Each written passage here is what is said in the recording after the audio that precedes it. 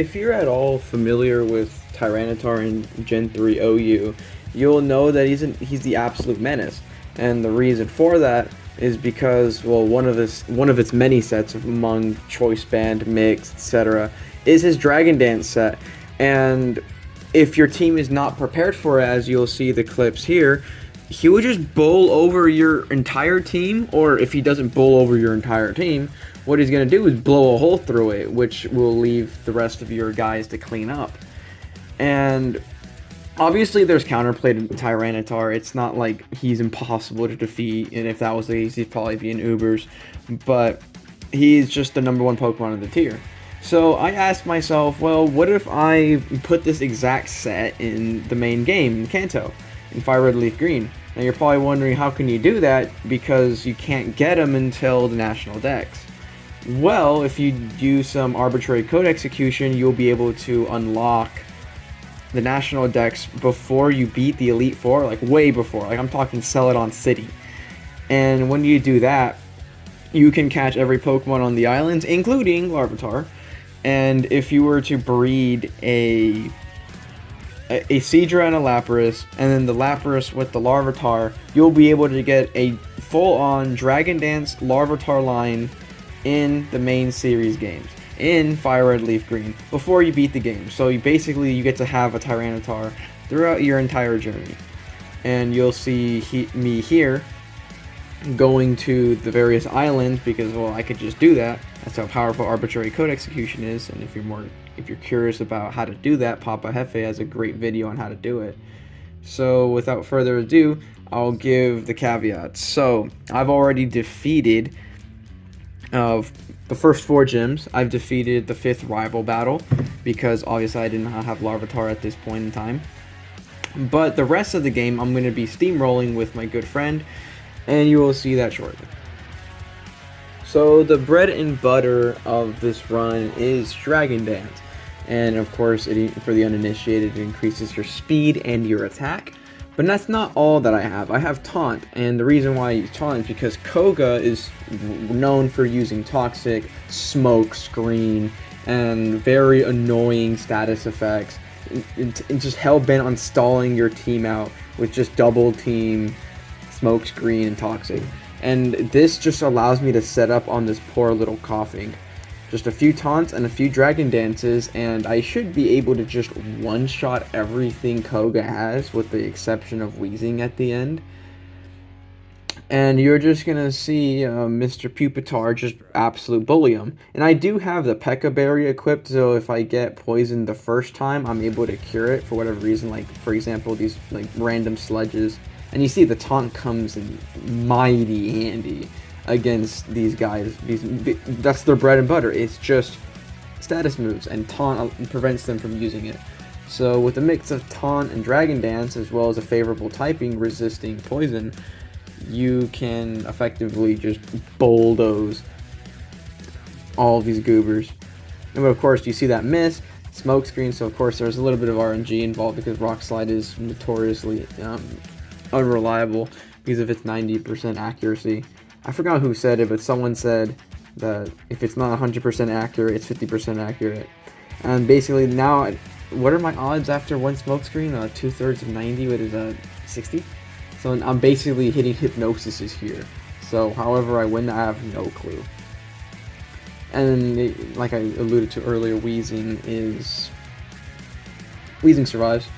And what I do is just Dragon Dance. If you're wondering how I cure it the second time, Pupitar has the nifty ability Shed Skin, which after a few turns, randomly, it's going to cure its status problem, as the game says.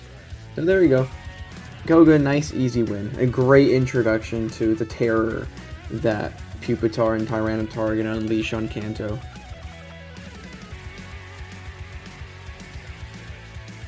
There is a little known item called the Item Finder. Wow, what a great name. And it allows you to find hidden items that you'd normally never see or pick up. And for some reason, usually you can just go to the spot where a hidden item is and you'll find it. But for some reason, the leftovers requires you to actually get the Item Finder. So you'll see my frustration with Mr. Item Finder guy, that I have only 27 Pokemon caught, and he wants me to capture 30. So here I am, meandering through Kanto, catching 3 things that for some reason I did not catch, including Rattata and Pidgey. Yeah, somehow, someway, I did not catch Rattata or Pidgey. So here I am, just blindly catching a Rattata with a Great Ball. That's not a sight that you usually see. And this specific Rattata is very difficult. I don't know why it's taking so long to catch with a Great Ball when it's just a level 3 Rattata, but here it is. It's very stubborn and dumb. And then I felt the need to be different from everyone else. Instead of catching rats and pigeons, I decided to catch crab. Yeah, riveting gameplay right here. If this is what Professor Oak wants me to do, that's what he wants me to do. It is what it is. I can't contradict him, you know. If I have to do what I have to do to get the item finder, then so be it. So here I am with my 3 Pokemon in hand, rushing all the way to Professor Oak's aid to get my precious item finder. And you'll see here that, oh, look at me. Oh, remember me? Yeah, of course I remember you. I had to meander through Kanto for you. And there you go, got the item finder. And you'll see where you can find, there's 2 leftovers, but I only picked up 1 because, you know, I'm using mostly Larvitar and Tyranitar and Pupitar. So I didn't really need the second one, but if you want the second one, it's completely valid. But you could duplicate it anyway, so something to think about. Here I am meandering through Saffron City thinking I don't need to fight what's his face, Giovanni. But of course there's the Rocket Grunt in front of it, so I'm like, oh man.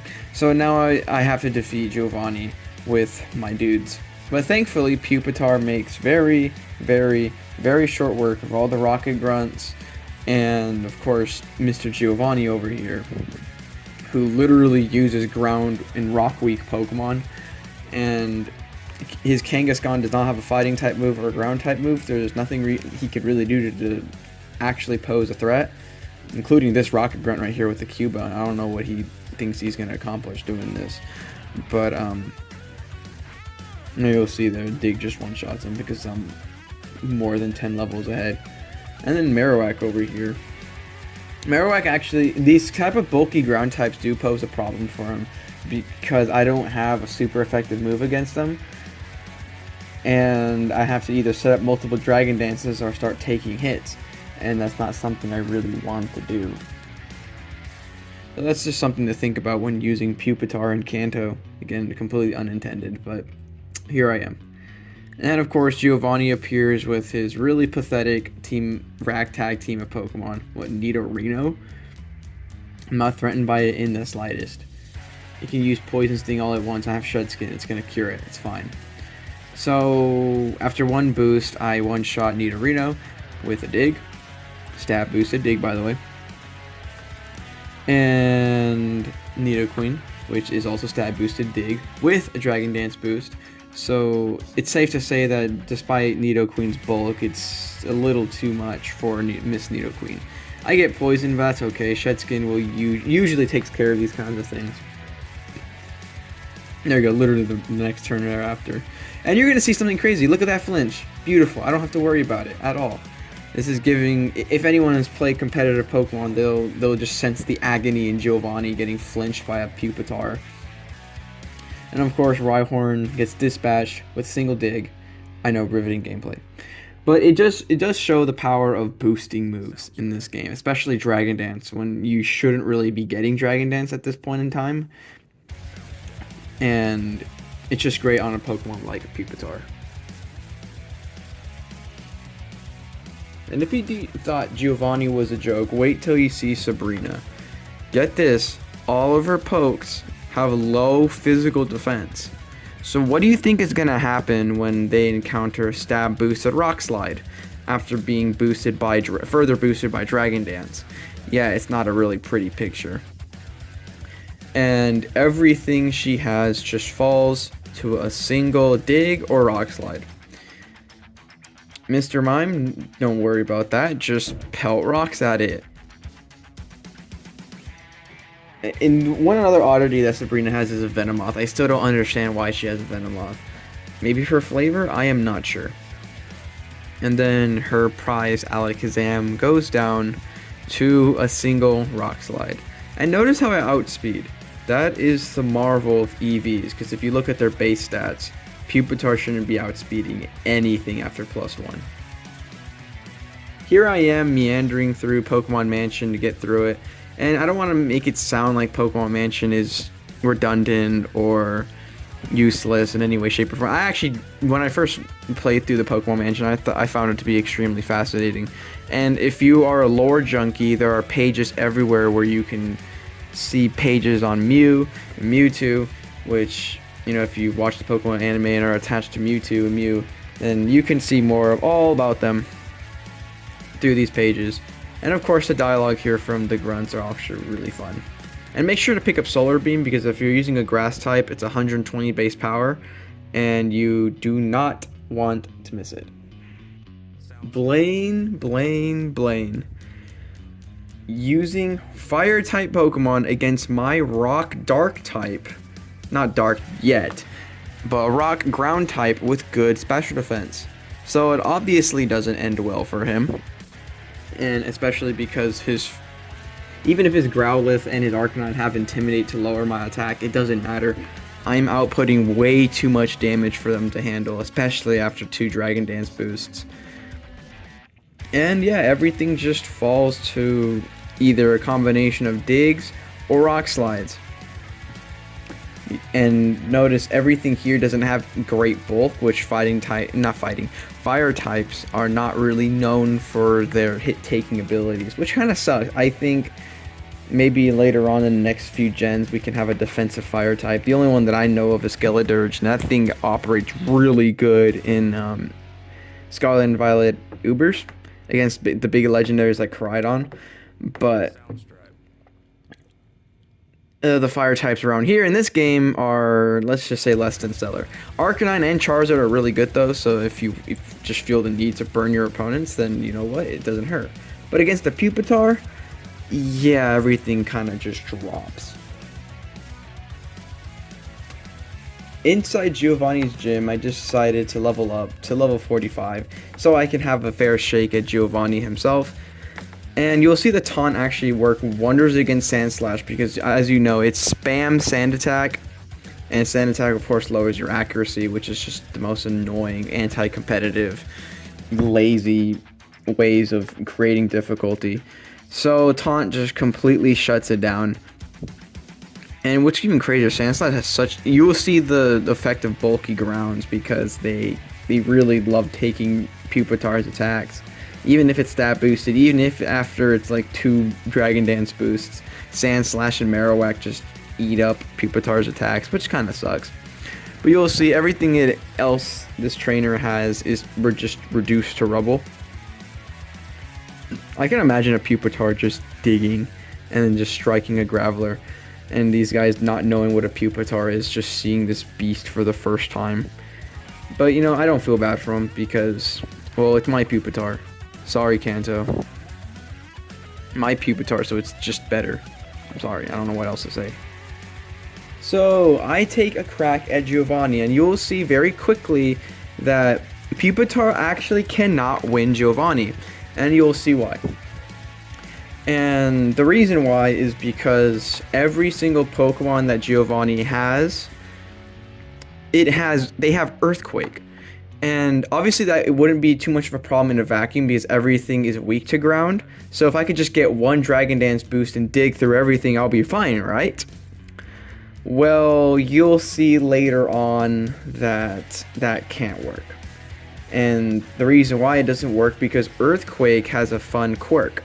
And what it does is if you're underground from dig, it doubles in damage. So even if I survive the first Earthquake from Rhyhorn, I'm dropping right afterward because it's like having a quadruple weakness. Not looking good for poor Pupitar. I think this is the only roadblock he has. And, oh, not the only, you'll see later that you'll have another one. But as of right now, Giovanni mogs me. And this is not looking good, so I just send out my trusty Seadra. Yeah, who uses Seadra? Comment below if you use Seadra. I don't think anyone uses Seadra on a playthrough. And I think elucidated why I used Seizure earlier, just because I wanted to get Dragon Dance, to pass it to Lapras, to pass it to Larvitar. So I just have this overleveled Seizure, and I don't know what to do with it.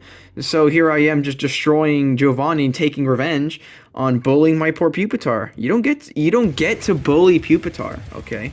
I don't care who you are. I don't care what kind of Nidoking you have. I don't care about your Rhyhorn. I don't care about your Doug Trio. You're not bullying Pupitar. That's just not happening in any way, shape, or form, Giovanni. I don't care if you're the boss of Team Rocket. You're nothing to me. You're pathetic. You are a joke who loses to a 12-year-old canonically. Is Red 12? I think he's a little younger than that. But I think the point is across. Screw you, Giovanni. You're a plague on society. Oh yeah, something to note is that after you talk to Giovanni, he'll disappear. And if you use the item finder, you'll get a very nifty item called the Macho Brace, which doubles the amount of EVs you gain. So if you want an EV train before the Elite Four, well, that's how you do it. Here I am leveling up my Pupitar. And if you're wondering how I have this many rare candies, it's because I duplicated them using arbitrary code execution, which again, if you're not familiar with it, just look up Papa Hefe, look up his crazy things you can do in this game, duplication, getting the national decks, etc, etc. It's absolutely gorgeous. Gen 1 missing though? Hello? No. We have glitch species 3500. Anyway, that's not particularly relevant right now. What is relevant right now is the rival battle. And if you thought this was straightforward, it's not. It's not. Look at that already. So I go for Taunt to prevent it from using any more Feather Dances. And I didn't expect Pidgeot to just keep using Wing Attack. I guess the AI remembered that I have Taunt, so it's just not going to do it. That's a crazy AI quirk, by the way. I don't know if that's consistent like that, or maybe this Pidgeot is just dumb. Maybe Red doesn't know type matchups, so he just keeps spamming Wing Attack over and over. And of course, he gets a very, very, very, very unlucky and untimely crit. And look at this, he just keeps using Wing Attack, which bothers me to no end. But I suppose that's better than him using Feather Dance constantly and nullifying my boosts. So what could go wrong here? I'm getting every boost ever. I have leftovers. What could go wrong here? Other than the fact that I'm half health now from all these blind Wing Attacks. So you'll see in a bit after I KO this Pidgeot, things are going to look very dire. And you're going to see why in a bit. You'll see. Okay, so Blastoise comes in. Big old Blastoise. I want to see. Can I one-shot him from this range? I cannot. And he just squirts water at me. Unbelievable. So I do it again. Yeah, I do it again. And I remember now that it just spams Wing Attack over and over. So I go for less Dragon Dance, no, less taunts, more Dragon Dances, and I one-shot him. Here is my hubris right here. I use Rock Slide, and in typical competitive fashion, I get a flinch. What do you think I do with this information? Do I take him out? No, I try to go for a pro gamer move and Dragon Dance again. But look at my horror when he doesn't heal his Blastoise. Unbelievable. So I learned from my lesson. I boost up as much as I physically possibly can again, ensuring that nothing in my wake is spared. I'm just basically with this setup, I'm destroying what's right for destruction, okay? These next few pokes are pathetic and dumb. Blastoise getting a one-shot by a Rock Slide. I don't know if that critical hit mattered. I don't think so, because I boosted more times than the previous time. And so I have maximum boosts. What do you think is going to happen to the rest of the team? I will spare you the details. No, I won't. It's not very well. Growlithe goes down. And Alakazam next up goes down. To some Pebbles. How embarrassing of a weakness is that? A little thing right here. What is pupa? I mean, I know it's a pupa, but how are you a pupa of a dragon monster? I don't understand.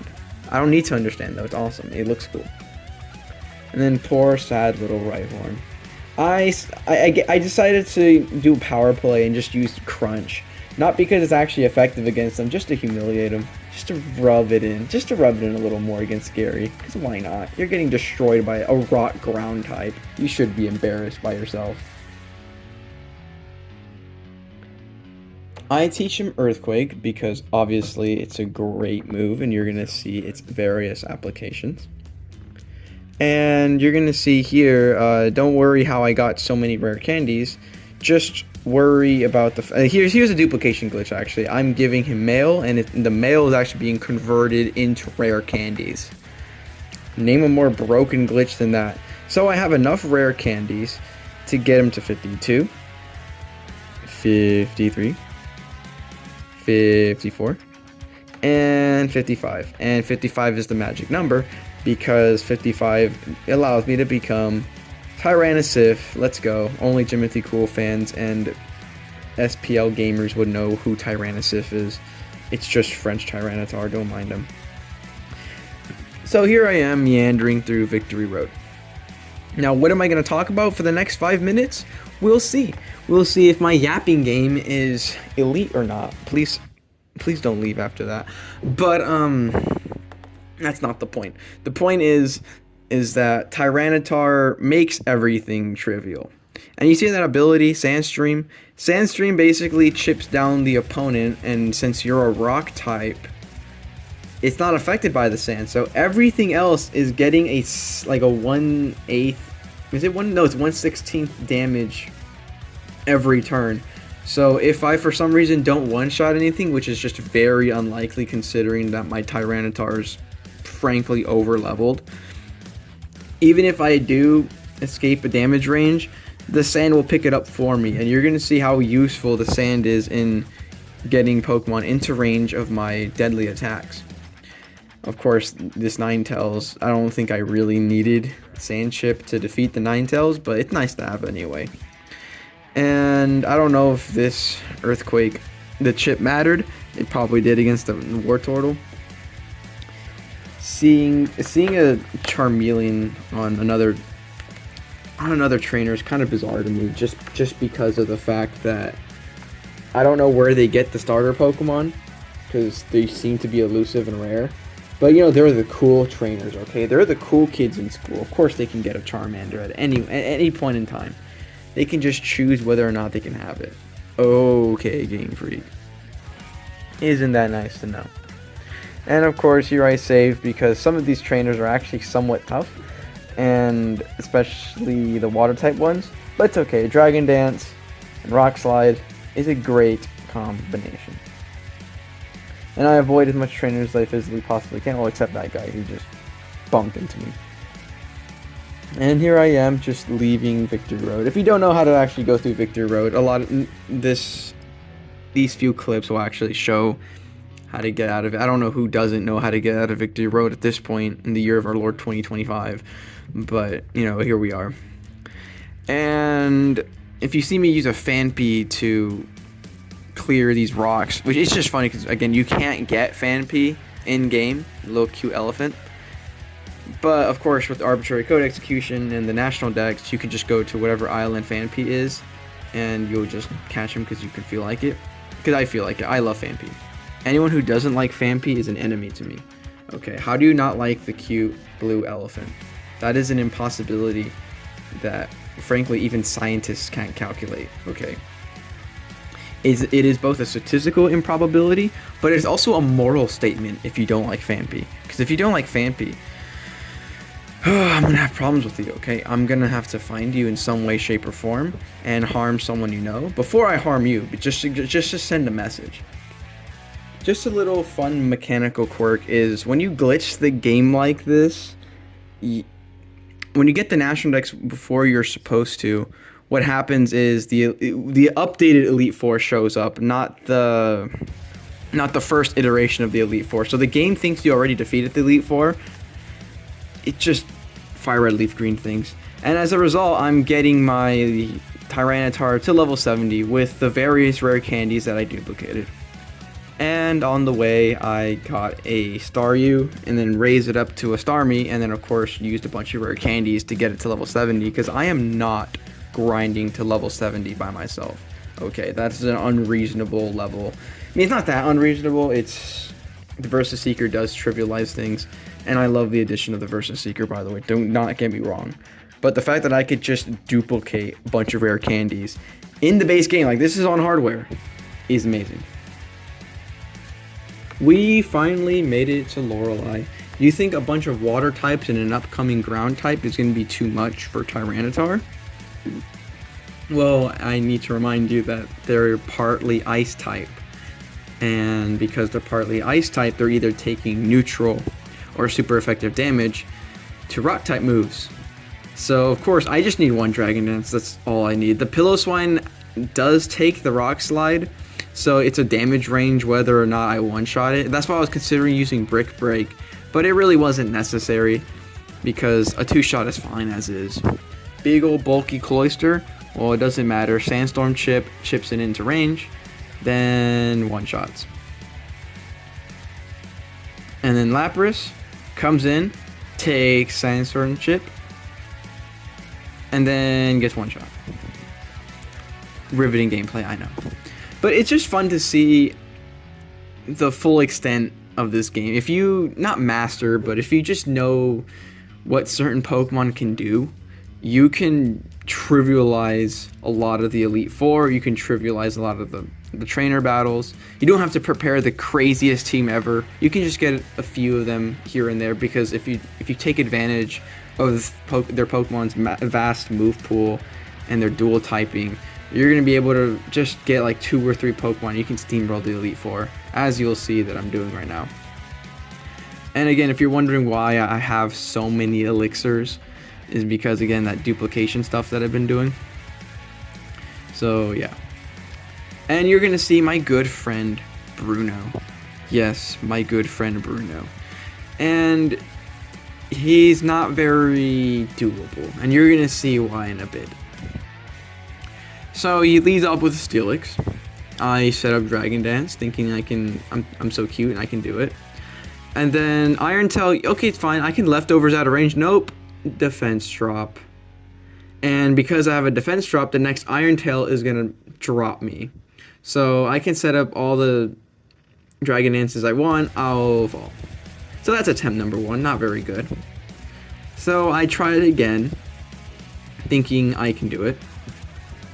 Again, leads off with Steelix. And this is where I hope either Iron Tail misses or does not drop my defense.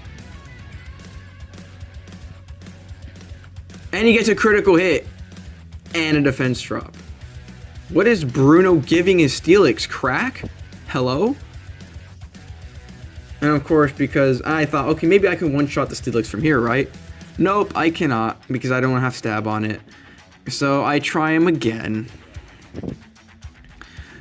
And the results, let's just say, aren't so pretty. So I use Dragon Dance again. He uses Earthquake this time, so there's basically no chance of me getting my defense drop. So I can survive the next one. And you will see how important leftovers is. It's putting me just out of range of the second Earthquake. And that's fine. Defense lower again? What's the chance of that? I'm being serious. I want someone to go in the comments and calculate the chance of that, because that's unreal. So now that I'm +2, I can one-shot with Earthquake. That's great. Can I steamroll the rest of his team? If you know something about Gen 4 OU competitive, you'll know priority moves are very important to defeat boost sweepers like this. And what do you know? Mach Punch. So regardless of my defense stat, I'm going to take quadruple damage. So I get frustrated and I send out my Starmie to wreak complete havoc. And he's going to have to avenge Tyranitar for me. And he's going to go on a rampage of Psychics. And of course, the last Surf. Something to note is I did make a video earlier about Starmie soloing the Elite Four, and if you're wondering if Starmie could solo the updated Elite Four, yes he can. It's basically the same Pokemon, so of course he can. Hitmonlee just goes down. Of course, Sand is hurting me too because I don't have leftovers on him. That's something to plan for if you want to use Tyranitar on an actual team. And Bruno now becomes the joke that we all know him for.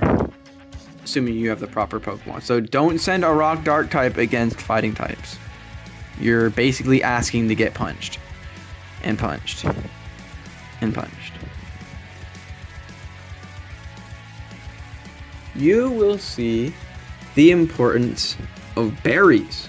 And I equipped a Chesto berry right now because it's going to cure me of 1 turn of sleep without me going into my bag and spamming sleep heals. I keep forgetting what they called. Wake up spray? I forgot what they're called. But you're going to see how beautiful this is. Watch. Hypnosis, too bad.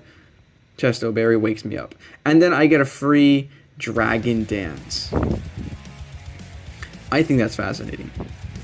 And I missed, but then it missed too, so nothing happened. Business as usual.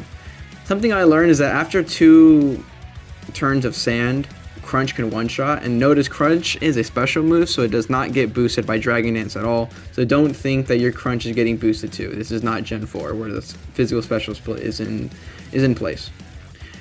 So Arbok comes in and intimidates and negates my attack boost. But I just set up another one because Arbok's Earthquake is not strong enough against Tyranitar because its attack is piss poor.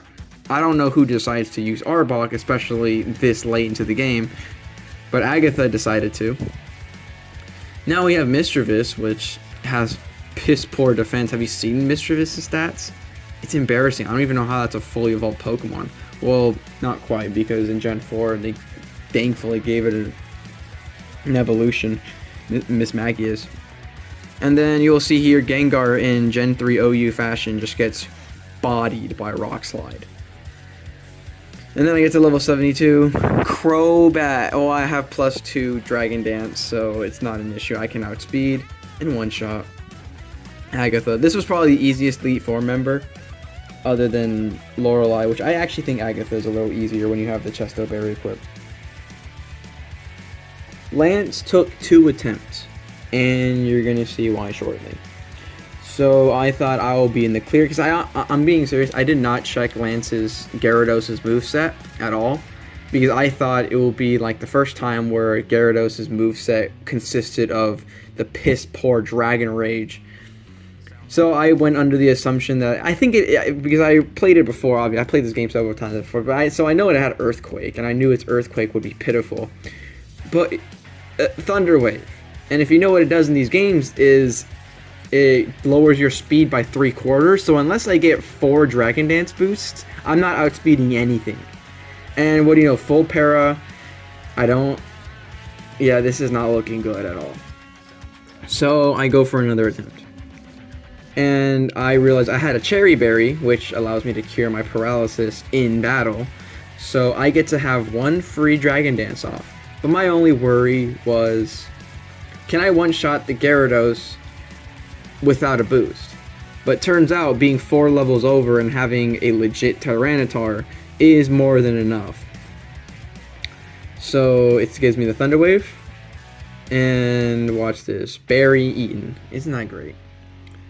Who knew some fruits will give you an unholy advantage against these enemies?